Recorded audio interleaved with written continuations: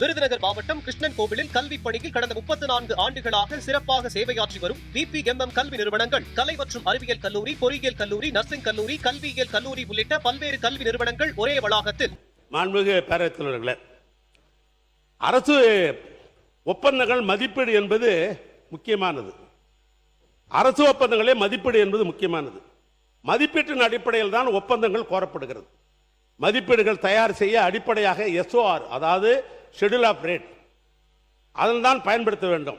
இதற்கான அரசு ஆணை என்பது 25/4/1947 அப்பதான் முத ஆரம்பிக்கிறாங்க இந்த ஷெட்யூல் ஆஃப் ரேட் என்கிறது. 17/11/1997 இரண்டாவது ஆணை, மூன்றாவது ஆணை 14/3/2004 மூன்றாவது ஆணை. ஆக தமிழ்நாட்டில் 3 இந்த ஷெட்யூல் ஆஃப் ரேட் என்கிற ஆணை போடப்பட்டிருக்கிறது. இதுதான் இந்த ஷெட்யூல் ஆஃப் ரேட் என்கிற இந்த ஆணைகள் சம்பந்தப்பட்டதான் இந்த 3 வேல்யூம், 1, 2, 3 இந்த வேல்யூம் தான் ஷெட்யூல் ஆஃப் ரேட் என்கிற இந்த வேல்யூம். இந்த வேலையை வைத்துக்கொண்டு, இந்த வேல்யூத்தை வைத்துக்கொண்டு தான் யாராக இருந்தாலும் ஒரு துறையில் இதன் மூலமாக நம்ம செய்ய முடியும்.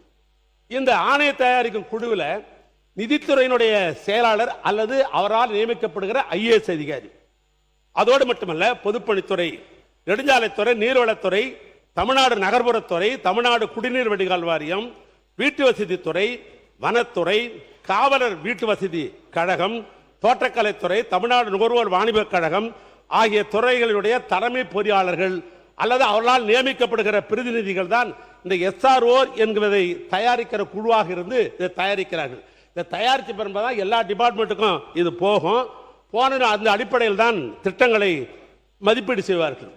இதற்கு எப்படி ரேட் ஆஃப் அந்த கால்குலேஷன் பண்றாங்கன்னா, மத்திய அரசாங்கத்தினுடைய எஃகு உற்பத்தியினுடைய நிறுவனத்தினுடைய ஸ்டீல் விலை, நம்முடைய தமிழ்நாடு சிமெண்ட் கழகத்தினுடைய சிமெண்டினுடைய விலை, தொழிலாளர் நலத்துறை சார்பாக நிர்ணயிக்கப்படும் ஊதிய விகிதங்கள், ஆள் கூலி, அதோடு மட்டுமல்ல ஷெட்யூல் ஆஃப் ரேட் என்பது மணல் இவைகளெல்லாம் எங்கெங்கெல்லாம் இருக்கிறதோ எம்சான் இருக்கிறதோ அவர் பில்லெல்லாம் வாங்கி சம்மரி பண்ணி இந்த கூட்டம் தான் முதலாக இந்த SRO என்கிற ஷெட்யூல் ஆஃப் ரேட் என்பதை தயார் செய்து அதை பொதுப்பணித்துறையின் சார்பாக வெளியிடுகிறார்கள். அந்த துறையினுடைய செயலாளர் வைத்து வெளியிடுகிற பொழுது அதுதான் எல்லா துறைக்கும் போய் இந்த எஸ்டிமேட் எல்லாம் தயார் செய்கிறார்கள்.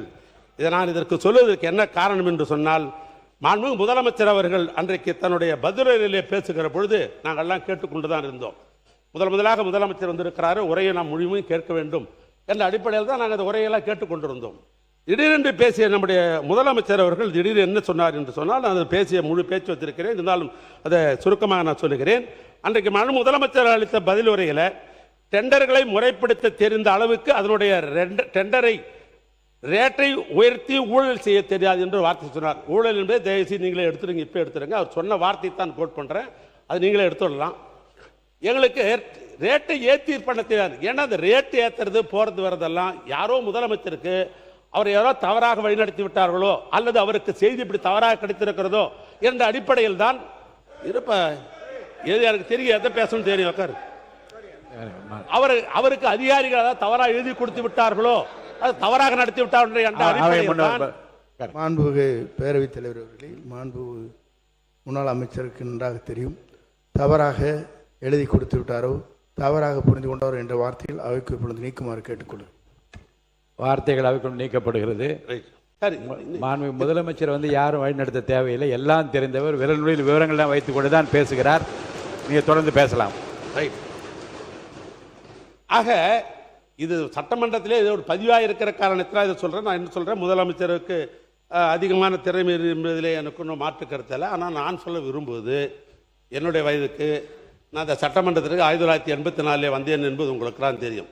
நான் எந்த தவறான வார்த்தைகளோ அன்பார்லிமெண்ட் வாயிலாம் நான் பயன்படுத்த மாட்டேன், பயன்படுத்தும் எனக்கெல்லாம் தெரியாது. ஏன்னா அப்படித்தான் எங்களெல்லாம் வளர்த்திருக்கிறார்கள். மக்கள் தலைவர் எம்ஜிஆர் காலத்திலும் சரி, அண்ணன் கலைஞர் காலத்திலும் சரி, என்னுடைய தலைவர் திராவிட மாடல் நாயகர் எங்களுக்கு அப்படித்தான் வளர்த்திருக்கிறார், ஒன்றும் மாற்று கருத்தில். ஆனால் ஷெட்யூல் ஆஃப் ரேட் என்பது எப்படி தயார் செய்யப்படுகிறது, நாளைக்கு அமைச்சராக இருப்பவர்கள் நீங்கள் பிற்காலத்தில் ஒரு கேள்வி கேட்கும்போது நீங்களே இப்படி தான் பதில் சொல்ல வேண்டிய ஒரு சூழ்நிலை இருக்கிறது. இந்த புத்தகத்தை நான் ஒன்றும் தயார் பண்ணிட முடியாது, ஷெட்யூல் ஆஃப் ரேட் நான் பண்ண முடியாது. இது காலாகாலமாக 1947 சுதந்திரம் இருந்த காலத்திலிருந்து ஷெட்யூல் ஆஃப் ரேட் என்பது அரசினுடைய இது கைடு மாதிரி, எல்லா துறைக்கும் இது கைடு மாதிரி. நான் எல்லா துறையும் சொல்லிட்டேன். நான் இதில் ஒன்றும் தவறான எதையும் நான் சொல்லவில்லை என்று இந்த நேரத்தில் நான் தெரிவித்துக் கொள்ள நான் விரும்புகிறேன்.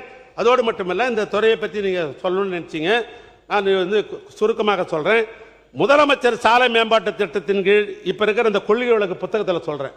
முதலமைச்சருடைய சாலை மேம்பாட்டு திட்டம் என்ற பேர்ல 497 கிலோமீட்டர் 4 வழித்தடமாக 77 கிலோமீட்டர் 2 வழித்தடமாக மேம்படுத்தும் நிலை பணியாக உள்ளது என்று பக்கம் 37 நீங்க குறிப்பிட்டிருக்கிறீங்க.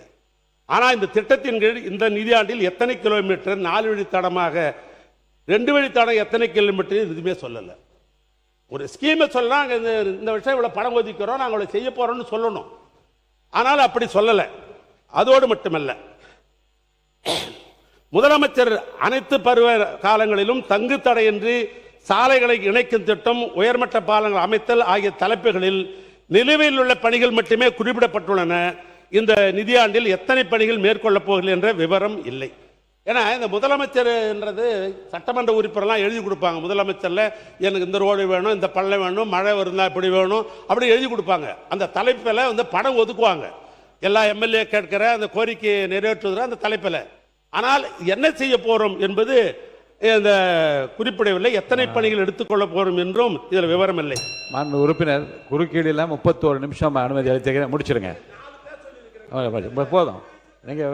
நீங்க கட்டடங்களை பத்தியே கட்டடங்களை பத்தியே நிறைய பேசிட்டீங்க. வாங்க சப்ஜெக்டுக்கு வந்துருங்க.